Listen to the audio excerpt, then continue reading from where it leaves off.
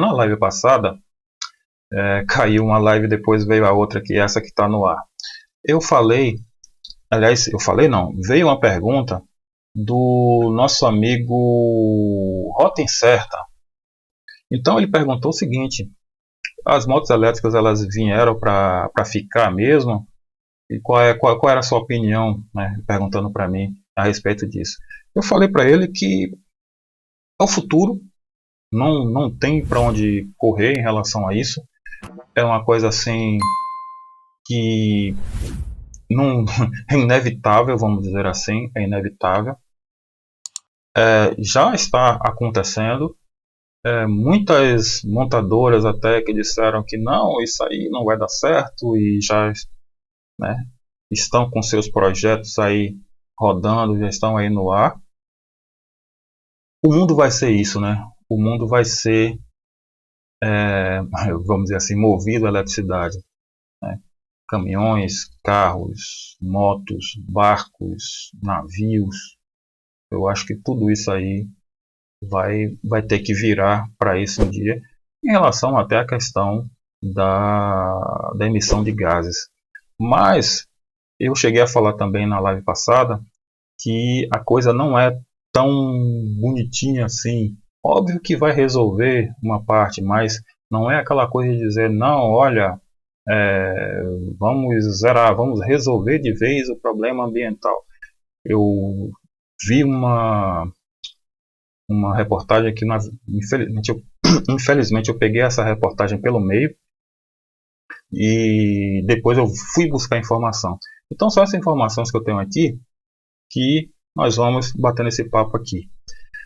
Bom, eu falei que na França eu não tinha a data exata, né, na verdade o ano exato, que na França eles já tinham colocado um prazo para os carros elétricos. E aí alguém, desculpe, não lembro quem foi na live, me falou 2030. E realmente, a informação que eu peguei foi o seguinte: em 2017 eles queriam banir os carros a gasolina e a diesel em 2030. Essa foi a decisão que eles tomaram em 2017. Porém, possivelmente eles foram conversar aí com os fabricantes, vem a parte de engenharia para o desenvolvimento da questão das motos e tudo mais. E eu acho que eles pensaram em estender isso um pouquinho mais. Então, em 2019, entre 2019 junto com 2020, eles começaram a pesquisar sobre isso e disseram o seguinte: não, nós vamos tirar todos os carros em 2040. Então é o seguinte, no meu entendimento ficou o seguinte: até 2030 vai ser produzido, né, vão ser produzidos os carros lá. São carros, motos e tudo mais, né, com esse combustível. E de 2030 a 2040 eles vão banir os carros que já existem com combustível.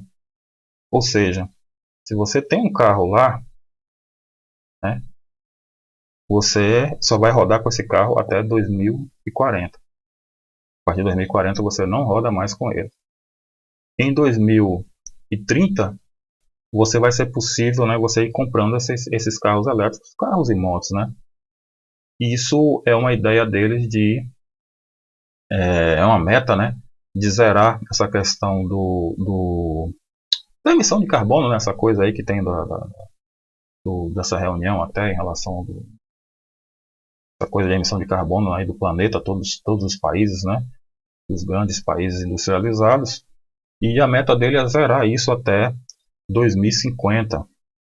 Eu só achei estranho o seguinte: imagine, eles vão fabricar os carros até 2030 e em 2040 eles vão tirar os carros.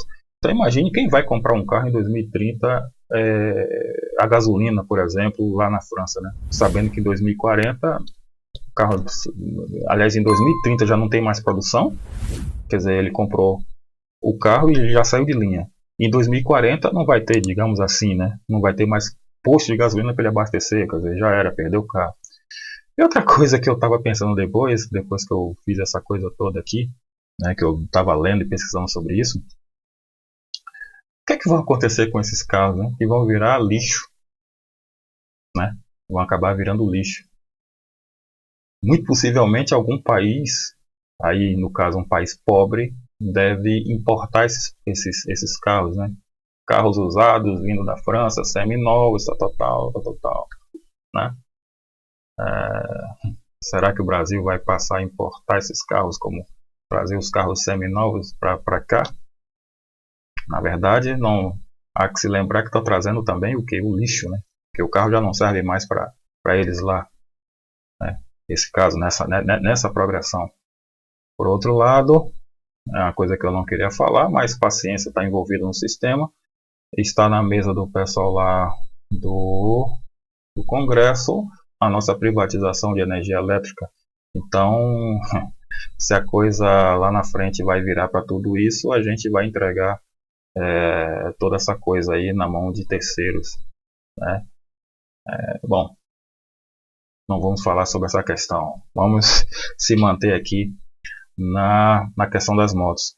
Outra coisa bem interessante que eu falei até na outra live foi o seguinte: já, juntando tal a pergunta, você faria, tá aí, né, no canal, uma viagem que eu fiz para Morro Chapéu, passei aqui atrás, está aqui, essa casa, esse casarão que está aqui atrás, deixa eu sumir aqui para vocês aqui. Esse casarão que está aí atrás, ele é a Vila do Ventura. Então, me perguntaram o seguinte: se você tivesse uma moto elétrica, você faria essa viagem com a moto elétrica? Faria, não teria problema nenhum, mas a grande questão toda é hoje, né, lembrar bem, hoje, é que nós não temos, como é que eu vou falar, a estrutura de postos, né, nesse caso de recarga para os carros elétricos, tanto que nós temos aqui vários carros híbridos, né? Nós temos carros híbridos porque não faltou bateria, vai no motor mesmo. Então, na live passada eu falei que eu não sabia como é que estava essa questão, porque o pessoal ia ter que fazer uma coisa padrão, ou seja, imagine, eu até falei assim, imagine se você desse exemplo a viagem de Morro Chapéu, que são mais ou menos 5, 6 horas de viagem, mas a bateria só tem autonomia para 1 hora. Digamos que a recarga dessa bateria seja 1 hora. Então eu saio daqui, paro, sei lá, 1 hora, digamos que dê 100 km, aí paro em 100 km. Aí rodei 1 hora, espero mais 1 hora para carregar, só aí são 2 horas. Aí carregou, rodo mais 100 km, 1 hora. Aí depois paro mais 1 hora. Caramba, eu vou fazer essa viagem que era para ser 5 horas em 12 horas, em 10 horas, 12 horas. Então, quer dizer, se o pessoal for se acostumar com isso de novo, beleza. Há que se lembrar que antigamente o pessoal andava em carroça e vieram os carros e toda essa rede de postos foi criada, que hoje pra gente é fácil. Pega um carro, pega uma moto, sai, vai. Onde é que tem posto? Tranquilo. Isso tudo vai ter que virar, né, mudar para a questão elétrica. E eu vi uma notícia bem interessante que a Honda, deixa eu ver, a Honda, quem mais? Honda, Yamaha, a KTM e a Piaggio, que é uma fábrica italiana, elas entraram em um acordo que elas vão fazer para as motos uma bateria única, padrão, uma bateria padrão. Ou seja, imagine só, você tem uma moto X elétrica Honda, eu tenho uma moto Y elétrica Yamaha, uma bateria pega na outra. E aí quando você vai chegar no posto de recarga, você não vai carregar a bateria, você vai deixar a tua bateria, vai pegar a outra, colocar na moto e vai embora. Claro que vai pagar por isso, né? Porque a tua bateria vai ficar lá na recarga. Então, mas não tem essa 1 hora de tempo de você esperar a bateria recarregar. Essa 1 hora a gente está, né, viajando na maionese aqui, né? Não sei quanto tempo leva. Isso também depende de baterias para baterias. Então, essa informação legal, que tanto Yamaha quanto a Honda, a KTM, as outras devem entrar nisso aí também, porque senão vão ficar para trás, certo? Não tem outro caminho, a não ser que seja motos de, como é que eu vou falar? motos de tipo scooter, né? Moto de cidade, né? Moto urbana. Aí a palavra agora, moto urbana. Moto urbana você carrega aqui, carrega em casa, é para trecho curto, é tranquilo. Mas pensou em viajar, vai ter que ter essa alternativa. Então, muito possivelmente essas motos que tem que vão utilizar esse modelo que é intercambiável, né? Que isso aqui tem uma bateria padrão que serve tanto numa moto quanto na outra. Eles muito possivelmente essas motos são motos que podem servir para viajar também. Outra coisa que eu vi, falando lá daquela coisa da França, a Volvo, né, falou, né, já comunicou aí, que a partir de 2030, né, eles só vão ter carros elétricos.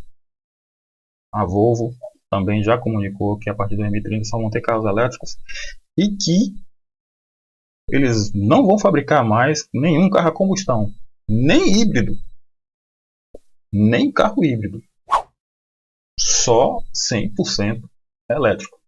Isso é uma coisa que a Volvo já chegou a falar sobre essa questão. E aí eu falei na outra live que a gente tem o problema da bateria, né, da questão ambiental, né, da questão ambiental, e que resolve uma parte, mas também não é essa beleza toda. E aí eu fui buscar informações disso que eu tinha visto, né, pela metade, que eu não tinha visto a matéria toda.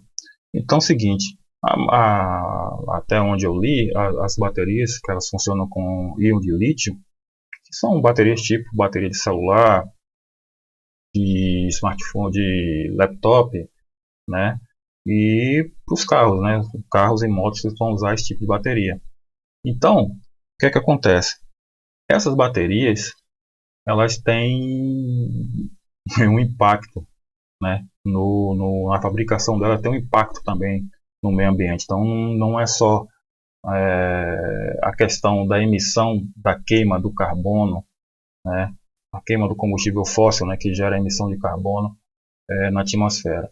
Então a própria fabricação também da bateria, e aí nesse caso vão ser milhões de baterias fabricadas ao mesmo tempo, também vai ter um impacto. Qual será? Não sei, mas elas têm. E elas precisam de quê? De cobalto, de cobre e neodímio, né? E esses materiais, isso para bateria de íon de lítio, né? E esse material, para ser extraído, eles geram contaminação do solo, em água. Então tem todo um processo aí para poder se observar, para não ter problemas, né, em relação ao meio ambiente, em relação a isso aí. O aumento, né, como eu falei, o aumento da produção dessas baterias, como elas têm uma quantidade de monóxido de carbono, né, quando elas lançam monóxido de carbono, elas também têm um efeito, digamos assim, eu acho, na minha opinião, em menor escala do que a queima dos combustíveis, como eu já falei, mas ela também tem um efeito um efeito estufa, né, dessa questão toda ambiental que a gente chega a falar em relação a isso. Outra coisa, nessa questão de, eu estou falando a princípio na produção, tem as baterias que dão defeito, de celular, de notebook, e aí vem agora um monte de carro e de moto. O que podem aguardar, o que vai ser vendido de bateria? Aí eu estou falando dessas baterias agora normais, né, de chumbo ácido, que é a que a gente usa de carro e moto, porque tem muito carro e muita moto parada aí, por causa desse negócio dessa pandemia. Quando voltar, vai morrer muitas baterias. A gente toda hora eu vejo, minha bateria morreu, de hora para outra zerou. E então vai ter muita coisa em relação à pandemia, e isso no planeta inteiro, né? Imagine aí também essa questão no mundo elétrico, né? Se fosse elétrico passando por uma situação dessa. Então, o que é que faz? Pega essa bateria e leva para reciclagem. Quem recicla? China e Coreia do Sul. E também esse processo gasta muita energia e também gera gases poluentes para poder recuperar essa bateria, né? Isso nós estamos falando principalmente essa parte. Mas o que eu vi mesmo no vídeo, e que eu vi uma parte, foi a questão dos nossos vizinhos aqui, do Chile, que faz parte da produção da bateria. Se vocês já viram algum vídeo, o pessoal indo para Atacama e passando no salar do Atacama, né, que tem toda a parte de sal, se Deus permitir, eu também irei lá e mostrarei para vocês, mas tem vários vídeos aí no YouTube, tem a mineração lá, né? Então, o que é que acontece? Isso é um problema, foi isso que eu vi na reportagem, isso está trazendo um problema para o pessoal de lá, né? Essa mineração de lítio. Porque está reduzindo a quantidade de água das pessoas dali, da região. Apesar de ser deserto, mas tem uma certa quantidade de água ali, mesmo que seja no subsolo. E mesmo assim está se reduzindo isso aí.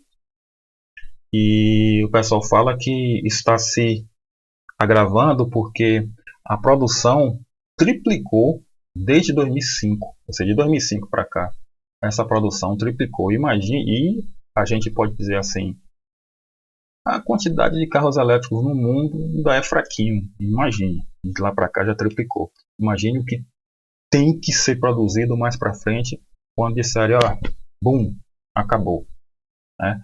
Então, tem dois lugares, né? Pelo menos um lugar que eu dei uma pesquisada aqui, eu sei que tem esse problema, que foi mais o foco da reportagem, que foi o Chile. Mas tem o Chile e tem a Austrália, que são os maiores produtores mundiais de lítio, né? A Austrália em primeiro e o Chile em segundo, né? E, como eu falei, no Chile fica lá no Salar do Atacama. E aí, quando eu falei desse vídeo que vocês veem lá do pessoal lá no Chile, vocês veem, muitas vezes os caras entram de carro ou de moto e vocês veem o pessoal trabalhando, né, máquinas naquele sal, né? Tem duas empresas trabalhando ali, uma norte-americana e uma chilena lá trabalhando lá dentro. Mas já tem várias empresas internacionais negociando para poder pegar licenças do governo para também explorar aquele salar, né? Aquele mar de sal que tem lá no Atacama. Ou seja, do que a gente vai falar aqui, vocês vão ver que essa aqui tende a piorar a situação daquele povo lá. Mas o que é que acontece? Naquela planície, naquela imensidão de sal, né, tem uns reservatórios ali que ficam embaixo, que tem, vamos dizer assim, uma água salgada, que é justamente onde está, que o pessoal chama de... Como é o nome, rapaz? Deu um branco aqui agora. Depois eu lembro. Que é o que chama de... Que é o que tem... Que é o que contém o lítio, a salmoura. Tem a tal da salmoura e contém o lítio. Então o que é que o pessoal faz ali para produzir bateria, né? O pessoal puxa essa salmoura, né? Que é como se fosse um sal líquido ou um sal aguado, vamos dizer assim. Joga em cima. Você vai ver um monte de sal lá. Deixa lá no sol para poder evaporar a água. E aí, quando evapora aquele troço todo, fica o sal que contém o tal do carbonato de lítio, né? Que é vamos dizer assim, o princípio ativo, né? Vamos dizer assim, o produto que se deseja para poder fazer a tal da bateria. E aí, como a nossa Petrobras fez também aqui, a gente só passa a encaminhar o produto bruto. E eles também, eles não produzem lá no Chile, até onde eu pesquisei, eles mandam para a China. Então eles vendem o produto bruto para lá, que lá eles, né, manipulam e fazem a bateria. Assim como a gente está fazendo aqui agora com a Petrobras, né, já descartamos o refino aqui, agora a gente manda o petróleo e compra a gasolina. Lembrando que o grande problema no caso da Petrobras é que o diesel e o combustível são, vamos dizer assim, a parte mais barata que tem na extração dos derivados do petróleo. O que é mais caro, e se vocês forem olhar na parte do Brasil aqui, nós temos a nafta. E a nafta é subproduto de muitas coisas que nós vamos precisar até no futuro, independente dos carros estão rodando ou não, né? Se vocês forem ver, por exemplo, se vocês pesquisarem a Copene, que é uma empresa daqui da Bahia, a antiga Copene, que agora é Braskem, que tem um conglomerado de indústrias, eles têm um contrato com a Petrobras de fornecimento durante X período de nafta, porque sem isso a Braskem não roda, não produz os outros produtos, os outros subprodutos. Tipo, nós lembramos que temos carros e motos, mas nós vamos precisar fazer todo o resto. Extração de ferro, toda a parte de plástico. O plástico vem de onde? O plástico vem da nafta, porque a nafta você tira o subproduto que se não me engano, polietileno, que para você gerar polietileno não, você tira o subproduto que vai gerar o polietileno, que é justamente o plástico, né? Umas bolinhas que vai, por exemplo, a moto vai ter que ter um painel, o carro vai ter que ter um painel, né? Então a gente vende esse subproduto e a gente importa a gasolina, a nafta, que é cara, fica lá, né? E, bom, acho que estão tudo certo. Mas nosso papo aqui é moto elétrica, então vamos seguir. Nós estávamos falando da extração dessa salmoura que eles levam, né, para o Japão e para a China, que é feito, né, a produção que transforma no lítio metálico que forma, na verdade, a bateria. E aí o pessoal fala que lá, aqui, assim como tem lagos, né, lagoas, né, de água doce, como a gente vê por aqui, os lagos, né, lá tem lagos de água salgada e esses lagos estão secando, porque como eles estão extraindo, né, então os níveis estão baixando. Então está trazendo problemas, já é um dos problemas para o pessoal lá. Fora isso, um dos maiores problemas é o seguinte: como o processo trabalha com sal, sal a gente sabe, para quem eu que mora aqui, né, Salvador, região litorânea, quem mora na região litorânea sabe muito bem. O sal destrói tudo, né? Você compra uma casa de praia, se prepare, porque não é brincadeira. Então imagine você trabalhando com sal direto, né, com aqueles maquinários. De vez em quando você vai precisar lavar aquilo. Então você vai lavar com o quê? Com o próprio sal? Não, você vai precisar com água limpa. De onde vem essa água limpa? Aí é que tá, mas estamos num deserto? Sim, aquilo que eu falei, mesmo no deserto tem água.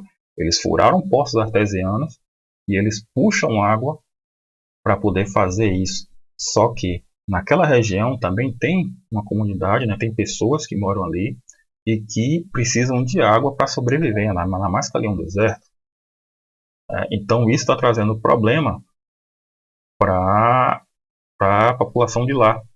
E além da lavagem dessas máquinas, essa água também serve para aproveitar e fabricar um fertilizante que é a base de potássio. Já que ele está lavando ali, ele aproveita e já, né, utiliza para fabricar um tal de um fertilizante que eu sinceramente não conheço não. E aí, o que é que eles fazem? Eles fazem esse poço artesiano, né, levam a água até onde eles estão fazendo lá a mina de lítio e tem todo esse problema aí porque, né, para poder lavar as coisas todas, e gera todo esse problema para as pessoas que moram por lá, como eu falei. Então, essa coisa não é tão limpa como a gente pensa, né? Isso foi bem legal eu ter pesquisado sobre isso, porque a gente pensa assim, não, acabou o problema, resolveu e já foi, ó, zerou. Não é bem assim, né?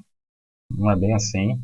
E um detalhe bem importante, um detalhe que eu falei sobre a questão do plástico, né? Nós vamos precisar em relação ao petróleo e tudo mais, mas eu sei que existem pesquisas para substituir o plástico que vem aí derivado do petróleo, inclusive por causa do problema também ambiental que o plástico gera no planeta. Isso talvez seja bem mais difundido, né? Inclusive, por exemplo, o que acontece? Quando você fabrica um painel, painel não, qualquer coisa, vai sobrar uma rebarba de plástico. Essa rebarba vai para onde? Ela tem que ser descartada, não dá para derreter e fazer de novo, pelo menos alguns não. Então tem que ser descartado. E aí tem também acordo mundial para poder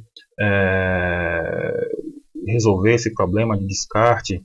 E aí, mais uma vez, tem uma história lá que tem um país pobre lá que diz que vai fazer reciclagem e compra isso, mas não tem, e aí já está gerando esse lixo lá no planeta deles, no país deles. E caramba, tem sei lá, uma história de que o cara sai do navio, larga o plástico, esses pedacinhos de plástico no mar, e aí vai parar numa ilha, e já filmaram lá a ilha, que toda a parte, né, uma ilha pequena, eu acho que é uma ilha deserta lá, que na parte da areia da ilha lá é tudo plástico, um monte de pedaço de plástico, e isso é um problema, né, isso é um problema, e eles estão tentando substituir essa questão do plástico oriundo do petróleo para uma outra coisa, porque também eles sabem que um dia esse troço vai acabar, né? Então ele tem que substituir aquilo, como eu falei, o carro, a moto, o barco, seja lá o que for, vai ser elétrico, beleza, mas tem os painéis, tem as partes plásticas, carenagem, alguma coisa, tudo é plástico. Então precisa se resolver essa questão também. Mas, tirando essa informação, eu acho que isso vai ser o futuro, não vai ter para onde correr. Vai haver uma questão aí de reciclagem, de melhoria, para a gente poder realmente deixar isso, vamos dizer assim, mais zerado em relação à questão do planeta. E outra coisa é a questão da bateria, né? Eu acho que com o futuro, com essa necessidade, também já sei que tem pesquisas aí para poder melhorar tanto a eficiência quanto essa questão da produção, para que não haja problema em relação a isso. Mas, como eu estou dizendo, é um futuro inevitável. Claro que nós vamos ter uma grande diminuição de emissão de monóxido de carbono, né, por causa da queima fóssil, mas a gente tem essa outra questão que nós vamos ter que também balancear aí. Beleza? É isso. Essa pesquisa que eu dei uma olhada, bora ver aqui o que é que o pessoal está comentando aqui. Valeu? Vamos nessa.